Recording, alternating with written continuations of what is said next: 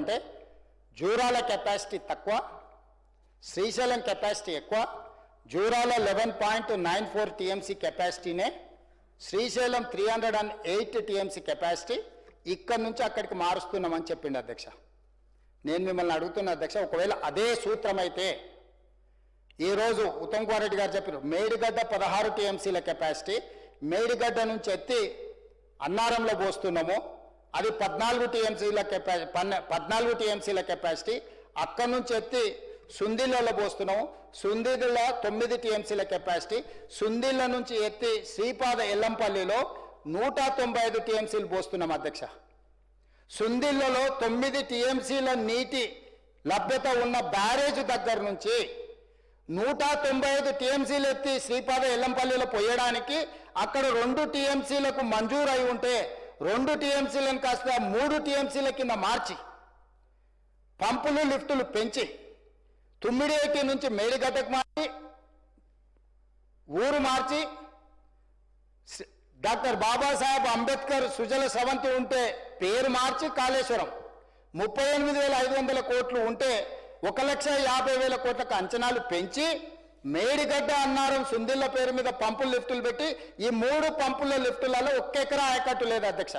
నాకు తెలిసి మంతని ఆ వారి నియోజకవర్గంలో 1 ఎకరా కూడా మీకు నీళ్లు రావు కదా శ్రీధర్ బాబు గారు, ఒక అంగుళం కూడా రాదు కదా.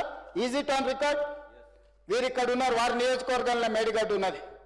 మేడిగడ్డల పంపులు ఎత్తి అన్నారంలో పోసి, అన్నారంలో పంపులు ఎత్తి సుందిళ్ళలో పోసి, సుందిళ్ళలో పంపులు ఎత్తి శ్రీపాదేలంపల్లిలో పోసే వరకు 1 ఎకరా ఆయకట్టు లేదు అధ్యక్ష.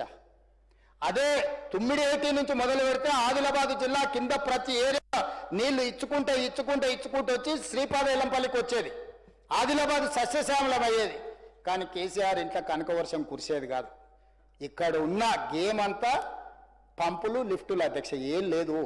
సేమ్ అదే ఫార్ములా, డిట్టో ఫార్ములా. ఏం అంటే అసలు 1 ఇంచు కూడా మార్చలేదు అధ్యక్ష.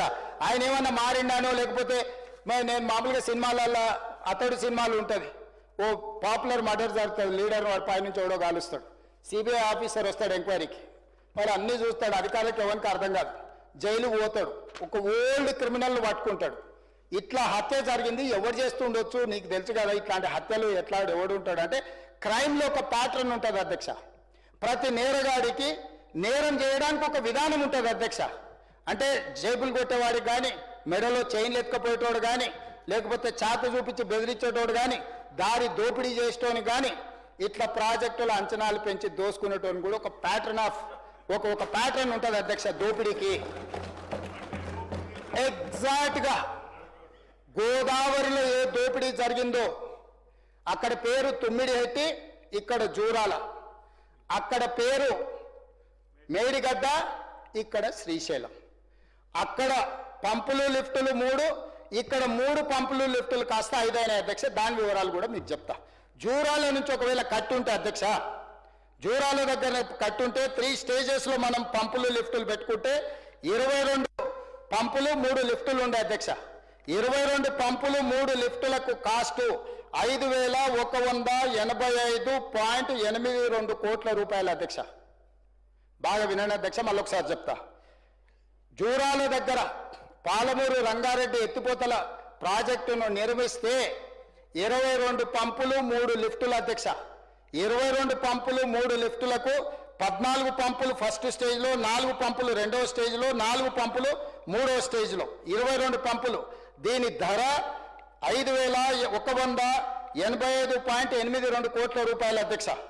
దీని ప్రకారము సివిల్ వర్క్స్కి 18,446 కోట్ల అధ్యక్ష. టోటల్గా ప్రాజెక్టు కాస్ట్ వచ్చేసి 32,200 కోట్ల రూపాయలు అధ్యక్ష. ఇందులో రిజర్వాయర్లు ఎన్ని నీళ్లు ఎత్తినవని కాదు అధ్యక్ష, ఎన్ని నీళ్లు ఒడిసి పట్టుకున్నాం అనే దాంట్లోనే ఉంది అధ్యక్ష. విషయం అంతా ఎన్ని నీళ్లు ఎత్తుతున్నాం అనే దాంట్లో లేదు.